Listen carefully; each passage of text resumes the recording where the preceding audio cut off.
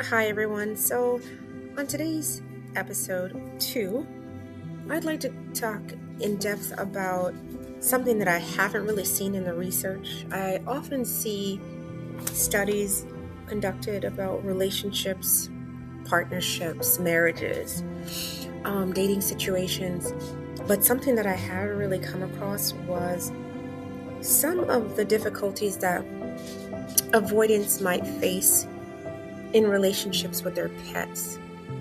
So I think I want to share my personal experiences and just let you all know some of the things we might experience in situations where we may have a very affectionate pet, like an overly affectionate pet.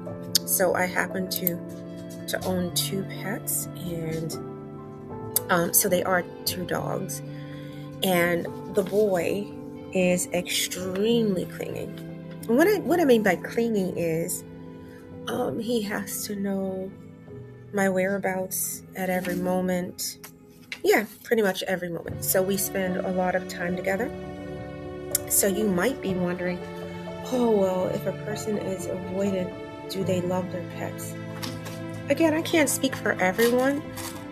My pets are very near and dear to my heart. So they are family members.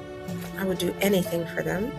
I'm protective of them. I do anything in my power to keep them safe and well taken care of. But I think where the challenge comes in with and I'll say quote clinginess, okay, because that is a type of bond, right, that our animals have towards us.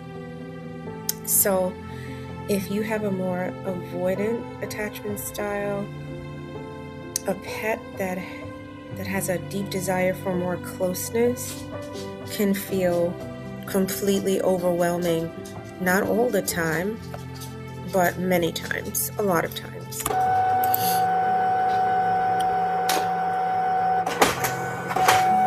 Yeah, that's my printer. Not to worry. So, as you may know, we want to feel comfortable. We want to feel like we have enough wiggle room, enough space. And when pets are very demanding of you, it can kind of tread on your comfort level in the area of emotional closeness. Because when you care about a pet, you want to look into their eyes, you want to say sweet things to them, you want them to know that you care. And that's okay because you can do it. But when it comes at you full force so often, yes, it can be very overwhelming. How can I paint a picture for you? Sort of like if you could imagine you're taking a hot yoga class, and it's okay.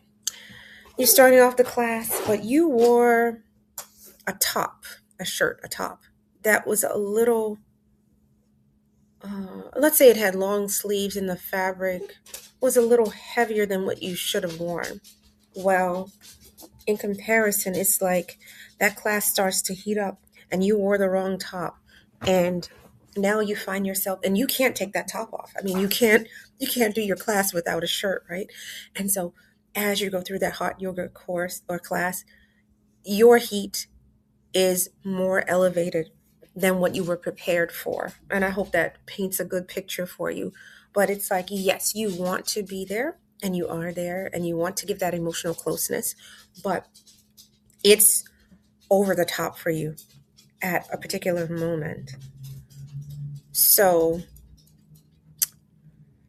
as you may also be aware, independence is a big piece where so we really value that. We hold that near and dear.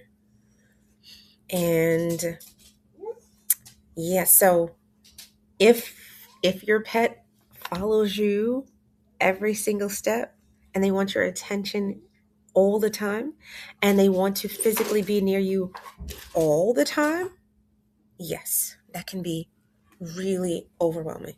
So you just sometimes you wish, can I just can I just flip a switch just for 5 to 10 minutes? Because right now I just need a little breathing room. It can almost feel like that hot yoga studio where you need to just, oh, you need to loosen up that top and get some wiggle room. But yes, I think most of us, I would assume we care a lot.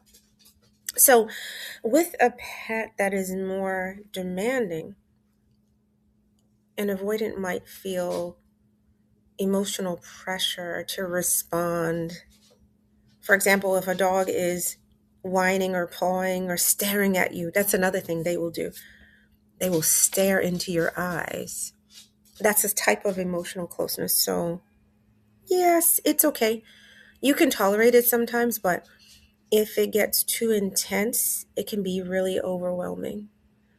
So, as a dedicated and responsible pet owner, I do feel a responsibility to soothe my pets.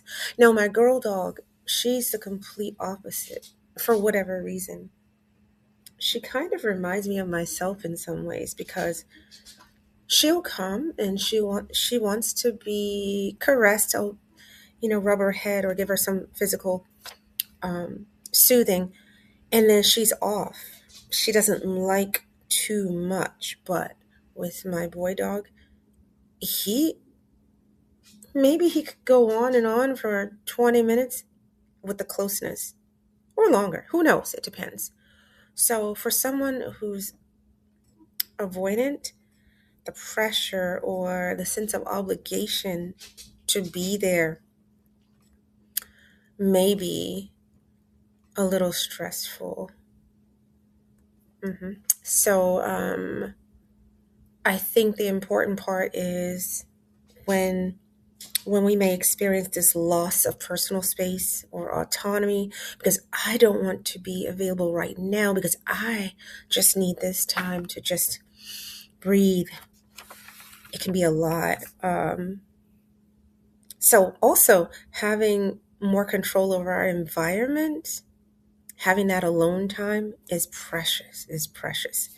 And sometimes when your pet wants to interrupt that, it can be like invading that personal space. So what can happen as a result is it can trigger irritation. It can also a lot of times, yeah, it can trigger anxiety. Just your peace, your quiet, your calmness just is ruptured, just destroyed. And then you might try to find a way to bring yourself back to some sense of calmness.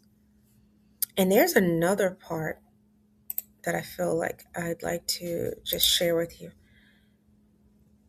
When you feel like your fur babies, your little ones, your pets, when you feel like they want you, they need that emotional connection, you might experience a little bit of guilt.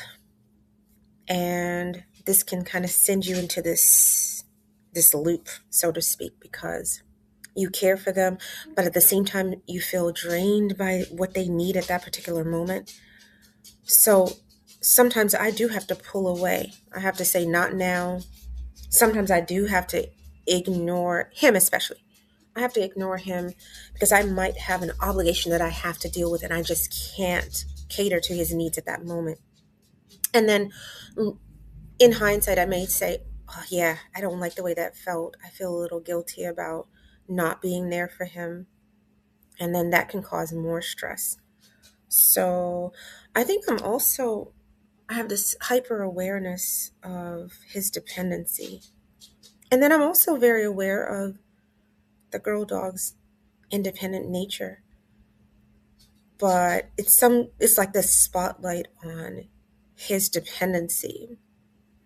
So yeah, so if we draw a parallel between animal to human behavior and human to human behavior, I would say there are some similarities because you may encounter people in social settings who just come on too strong. They're just like really in your face, so to speak, and clingy.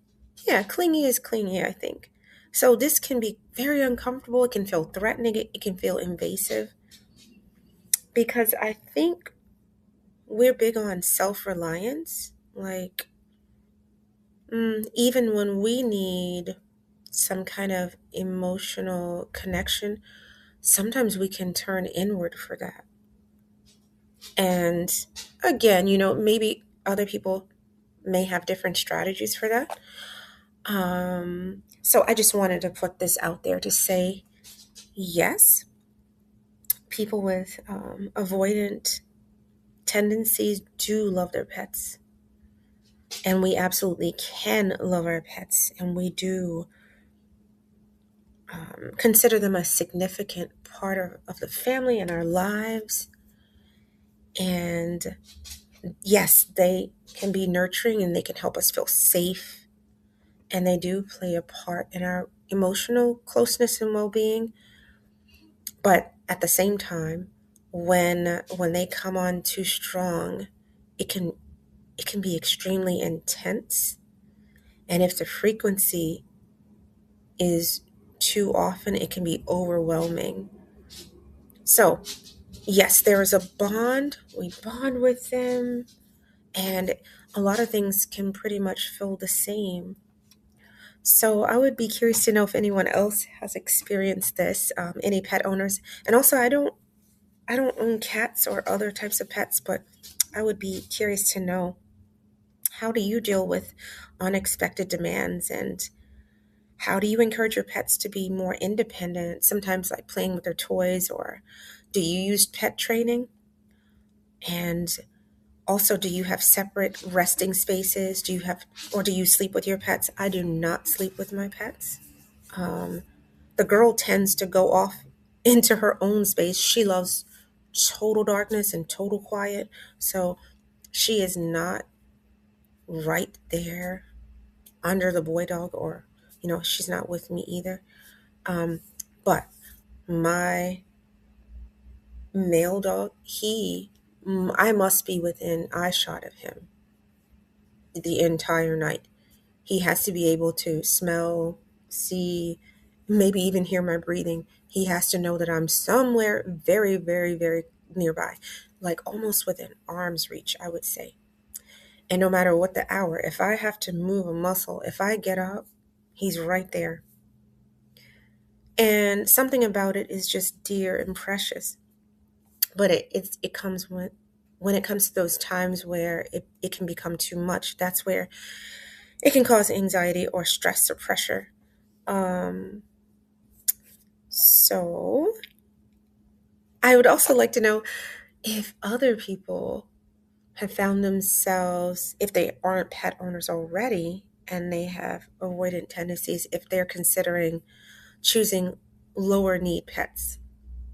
Like if you're deciding in advance, well, my dogs have been with me for a very, very long time. So, um, yeah, they've been around for a while. So I think they know me more than most people do. And I'm happy that I had this opportunity to share this with all of you, because as sentient being to sentient being, there is a bond, there's a relationship, and I think it's worth exploring. All right, be well.